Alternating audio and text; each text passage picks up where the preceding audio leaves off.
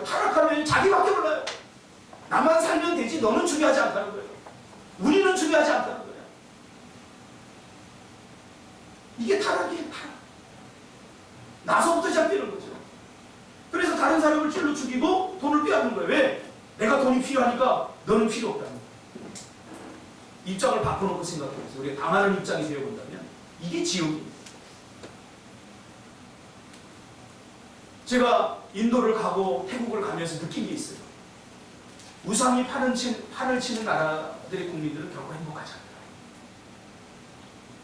인도 같은 나라도 카스트 제도가 있어가지고 여러분 봤잖아요. 인도의 현실을. 카스트 제도에 묶여버려가지고 태어날 때부터 그 제도 속에 들어가는 거예요. 불가측 천민이라고 해서 태어나도 아무리 노력하고 힘써도 가축보다 못한, 짐승보다 못한 취급을 받는 그런 부류가 있어요. 보면 눈물이 나요. 그냥 우리 애담이 애원이 많은 그런 아이들이 열차에게 가면 구름대같이 걸려요. 요르단에 갔는데도 그렇고요. 요르단에 제가 너무 가슴이 아파서 제가 먹던 과일, 우리 목사님들이 과일을 먹으려고 샀는데 바나나가 다 짓눌리고 망고가 다 짓눌려서 못 먹어요. 저도 참 못했지. 그 버려야 되는 건데 버리기는 사실 아깝더라고요.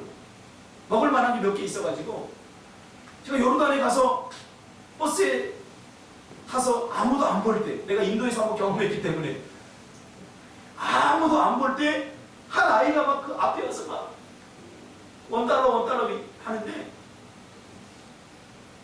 줬어요. 주면서 비극이 일어났어요. 애들이 다 숨어 있던 거예요.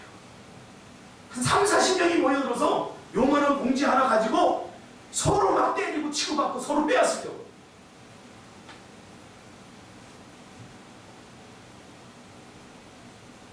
하나님의 영이 떠나면 자기 밖에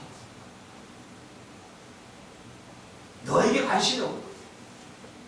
네가 어떻게 사든 관심이 없는 거야.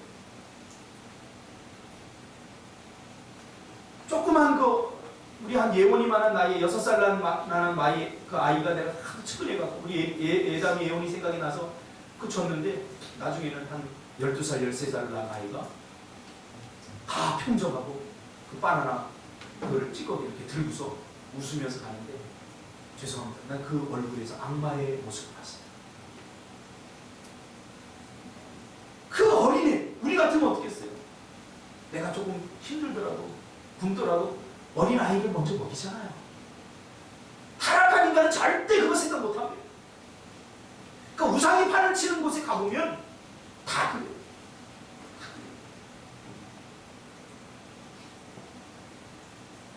육신을 따르는 자는 육신의 일을, 영을 따르는 자는 영의 일을 생각하나니. 오늘 본문에 말하잖아요. 육신의 생각은 사망이요 영의 생각은 생명과 평안이니라. 그래서 복음이 들어가는 곳마다 이타주의적 삶이 회복이 되는 거예요. 우상이라고 하는 자체가 이기주의입니다. 자기 중심적입니다. 그럼 복음이 들어가는 곳마다 뭐가 일어나요? 나보다는 너를 생각하고 우리를 생각하는 그러한 영이 살아있는 사람들의 모습이에요. 근데 같이 살 수 있는 거죠. 저 사람을 먼저 생각하고 저 사람을 먼저 이해하고 서로가 서로 그래보니까 이것이 천국이 되는 거죠. 그러니까 천국과 지옥의 차이가 있다고 합니다. 어떤 분이 이건 농담이니까 여러분 그 에피소드니까 진심으로 받아들이지 않길 바랍니다. 어떤 사람이 천국에 가봤대요. 지옥에도 가봤대요. 근데 지옥에 있는 사람들은 보니까 깜짝 놀랐대요. 왜? 막 진수성찬을 차려놓고 먹더래요. 근데 특징 있는데 뭐냐면 젓가락이 길더래요. 지옥에 있는 사람들도 야 지옥에 있는 사람은 굶을 것 같은데 진수성찬을 차려 막 놓고 있는데 깜짝 놀랐대요. 그런데 보니까 빼짝 말랐대요. 지옥에.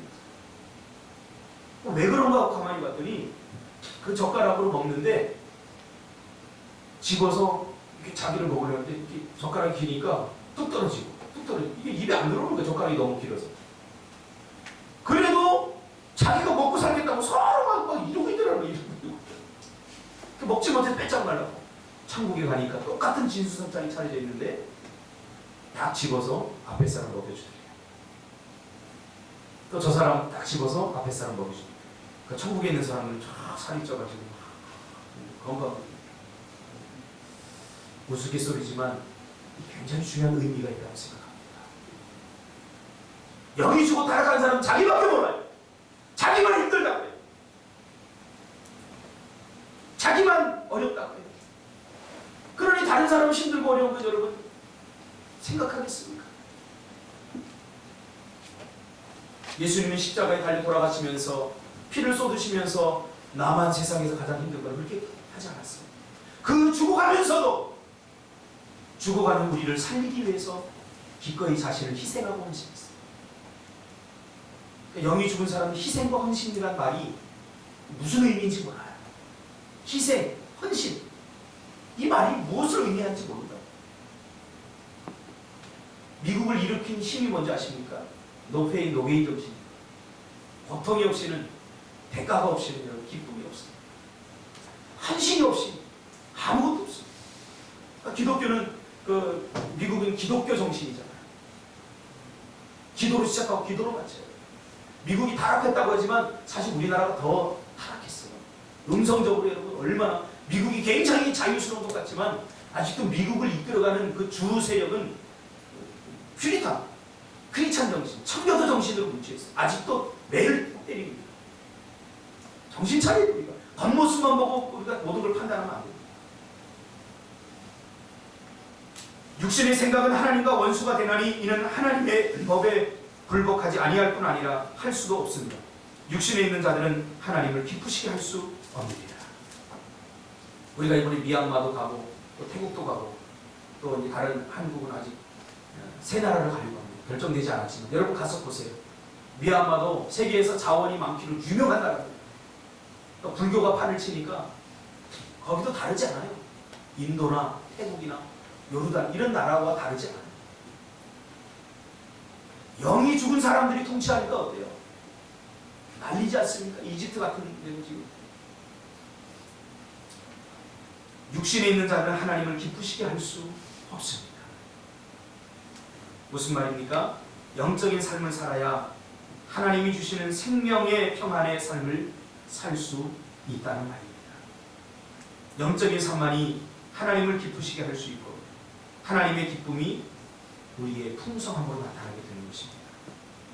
우리가 구원받은 하나님의 백성이라고 할지라도 여전히 육신적인 것들에 얽매여서 육신적인 욕망과 육신적인 삶에 붙들려 산다면 하나님이 주시는 평안함과 부유한 삶을 살 수 없다. 이것이 로마서 5장이 오늘 우리에게 주는 대단히 중요한 메시지입니다. 그러면 어떻게 사는 것이 영적인 삶일까요? 영적인 삶을 살아야 되는데 어떻게 사는 것이 영적인 삶일까? 그래서 다음 주에 설교하기로 하겠습니다. 기도하겠습니다.